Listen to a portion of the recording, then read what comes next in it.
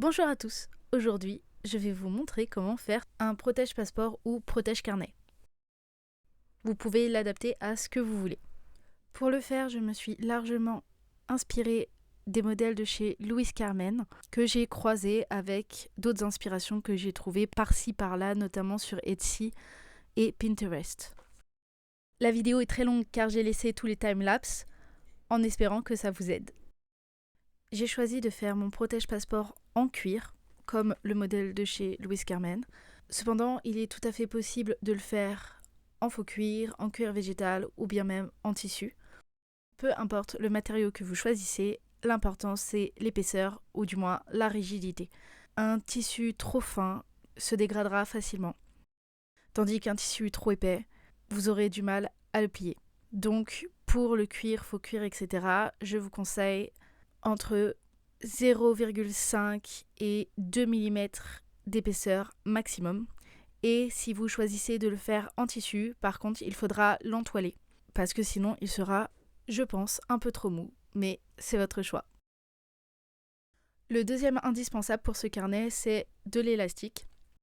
Je vous conseille un élastique rond. C'est ce qui fait le mieux.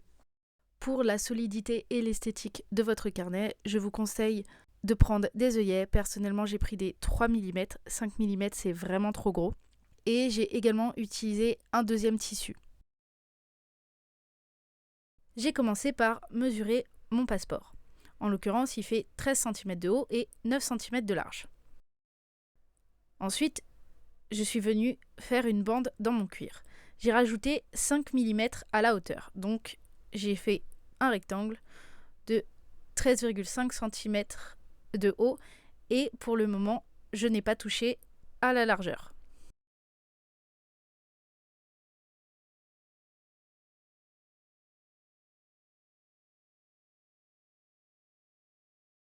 Je viens ensuite positionner mes éléments dans le cuir pour voir ce que j'ai besoin de couper. Donc moi j'ai voulu qu'ils se rabattent des deux côtés. Vous pouvez faire en sorte qu'ils ne se rabattent pas. Il y a plein de possibilités.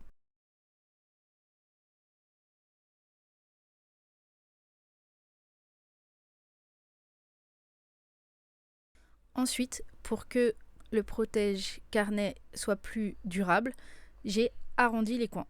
Ça permet qu'il s'abîme moins vite. J'ai arrondi les coins de ma feuille grâce à un truc qui est fait exprès et j'ai reporté cet arrondi sur mon cuir. J'ai également coupé le surplus de cuir. Et en vrai, j'aurais pu le laisser.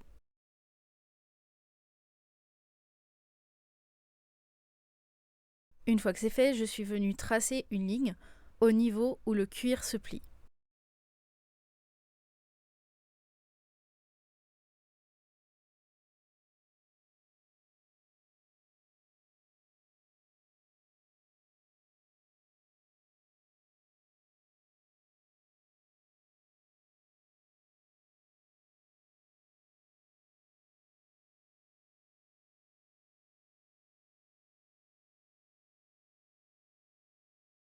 J'ai également tracé un repère à l'intérieur pour savoir où le passeport s'arrête.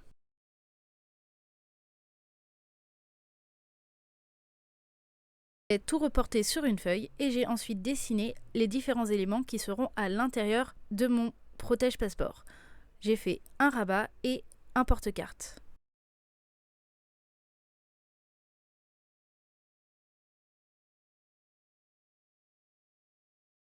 J'ai ensuite découpé ma feuille, je l'ai positionnée sur mon cuir et j'ai découpé les différents éléments.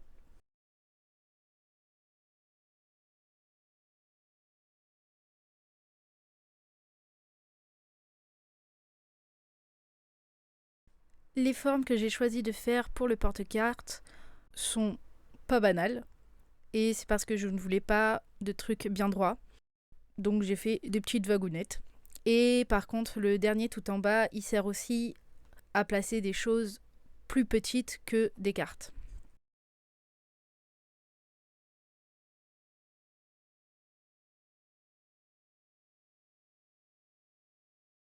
Ici, on peut voir que j'ai découpé ma pièce à l'envers, donc j'ai dû recommencer.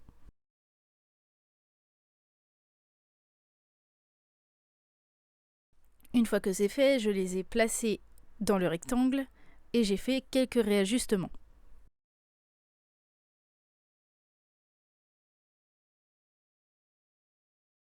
Pour le porte-carte, j'ai commencé par trouer ma feuille.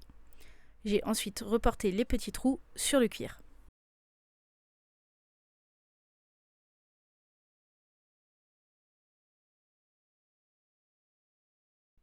J'ai vérifié que tout était bien à bonne distance. Et grâce à un cutter, j'ai découpé les fentes.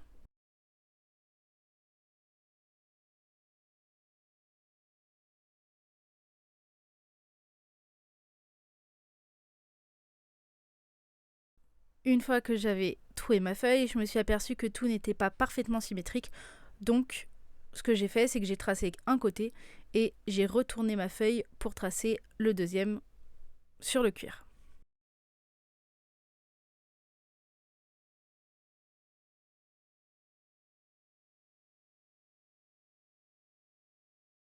Ensuite, grâce à cette grosse pince, je viens percer les trous. C'est très important de faire des trous pour pas que votre cuir ne se déchire à la longue. En gros, c'est comme un point d'arrêt.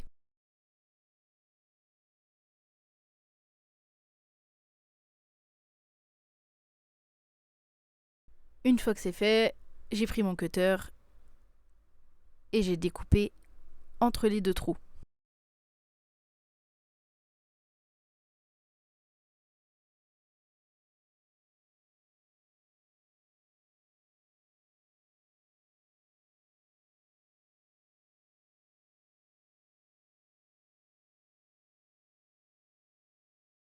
J'ai ensuite vérifié si la carte rentrait et je trouvais que ça passait un peu juste, donc j'ai réagrandi les trous.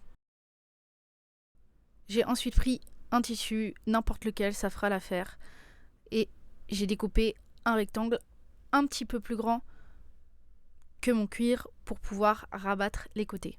Je crois que j'ai dû rajouter 5 mm de chaque côté.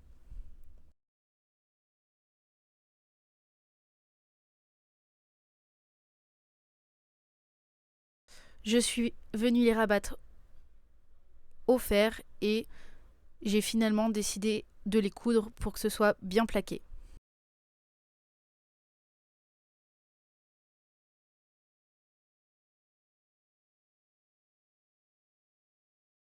J'ai coupé un petit bout d'élastique pour maintenir un stylo. Et j'ai ensuite cousu la bordure avec l'élastique et uniquement celle-là.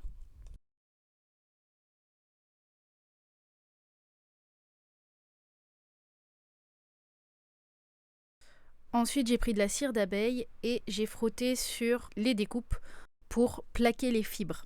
C'est pas une étape obligatoire parce qu'en plus c'est long à faire et je suppose que de la cire végétale ça marcherait aussi.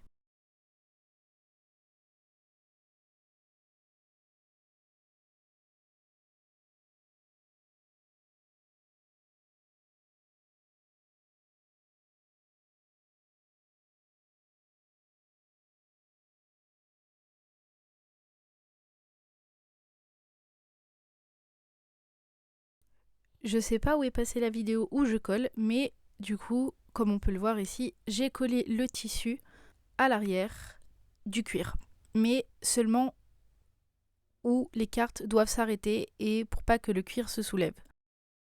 Il faut pas coller partout, sinon vous ne pourrez pas insérer les cartes. Il est également tout à fait possible de coudre plutôt que de coller. J'ai fait ce choix pour l'esthétique et j'espère que ça va tenir dans le temps. J'ai repris mon rectangle et j'ai marqué les emplacements des trous pour les élastiques. Personnellement, j'en ai mis un pour les carnets, logique, et j'en ai également mis un pour maintenir le protège-carnet fermé. À ces trous, j'y ai mis des œillets.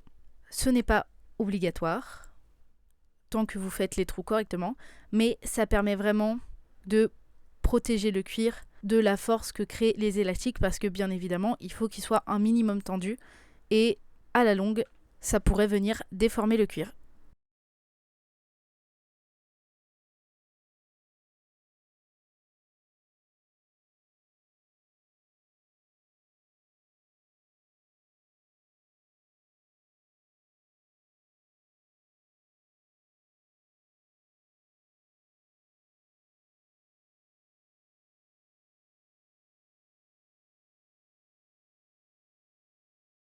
J'ai ensuite passé mes élastiques dans les trous et j'ai fermé.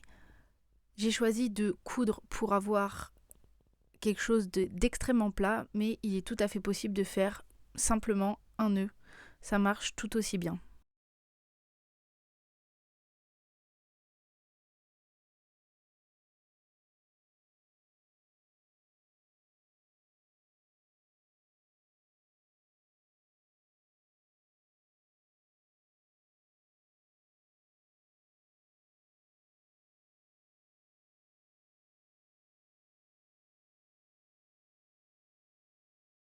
J'ai décidé de sceller la tranche de mon cuir. Pour ça, j'ai utilisé de la colle diluée avec de l'eau et de la peinture pour tissu. Et je suis venue l'étaler sur la tranche de mes éléments.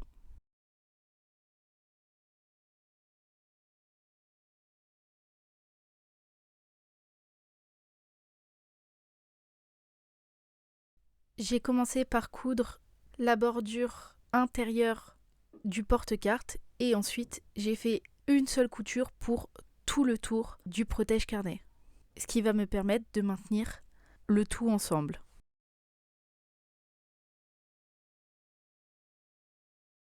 Et pour finir, j'ai recouvert toute la bordure du protège-carnet.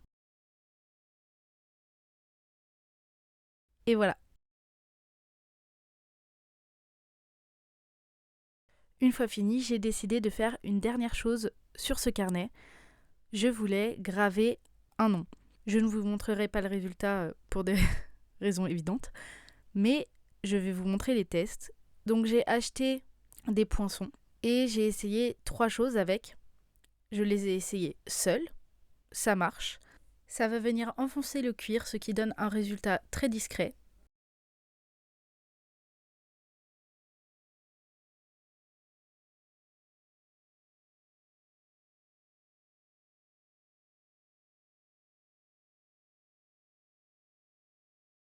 J'ai essayé le même procédé en rajoutant une feuille de foil sur le cuir. Ça enfonce le cuir et du coup ça rajoute une touche de brillant ou de couleur selon vos choix. C'est très joli. Et mon dernier essai a été de chauffer les poinçons et d'appliquer avec le foil. Ça n'enfonce pas le cuir, mais ça fait des lettres parfaites, plus épaisses que quand on met la pression. Les 3 procédés rendent des résultats différents, mais tout est très joli. Le seul défaut, c'est qu'il est extrêmement dur d'aligner correctement les lettres. J'ai eu un mal fou à le faire.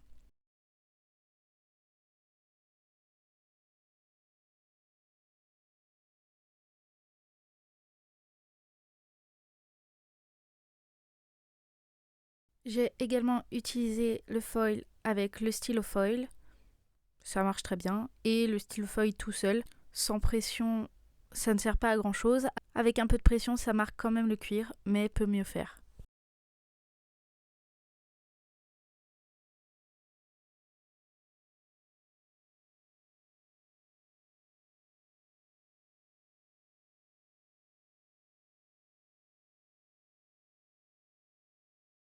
Comme vous pouvez le voir, j'ai fait un protège-passeport plutôt détaillé. Il est tout à fait possible de le simplifier. Il vous suffit d'enlever des éléments. Il est possible d'en faire un sans avoir besoin de coudre. C'est vraiment à votre convenance. Pour la couture, j'ai utilisé ma machine à coudre avec une aiguille spéciale cuir. Ça a très bien marché. Et sur ce, je vous dis, soyez créatifs.